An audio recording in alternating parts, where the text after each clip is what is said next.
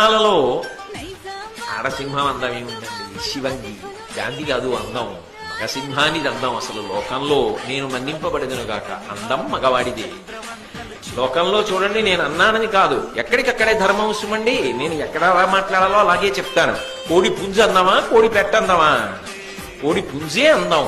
దాని ఈకలు, అది దాని జూలు, దాని మెడ, దాని పరుగు, దాని టీవీ, దాని దర్పం, అది నిలబడితే. నేను ఒకసారి అనంతపూర్ ఉపన్యాసాలు కడితే నేను మా గోపాలకృష్ణ గారు రోజు తెల్లవారుదామని వచ్చి బయట కూర్చునేవాళ్ళం. ఓ కోడి పుంజు ఒకటి రోజు 3 పెట్టలతో వచ్చేది బయటికి.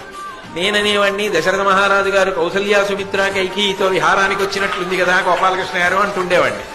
అలాగా అది టీవీగా 3 పెట్టల్ని వెంట పెట్టుకుని తిరుగుతుండే. పెట్టే పుంజు పుంజే, దాని అందం వేరు. ఈ మాట నేను అన్నప్పుడు మన్నింపబడతాను కాక. నేను ఒక సత్యాన్ని చెప్తున్నానని మీరు అంగీకరించాలి. నేను అన్ని విషయాల్లో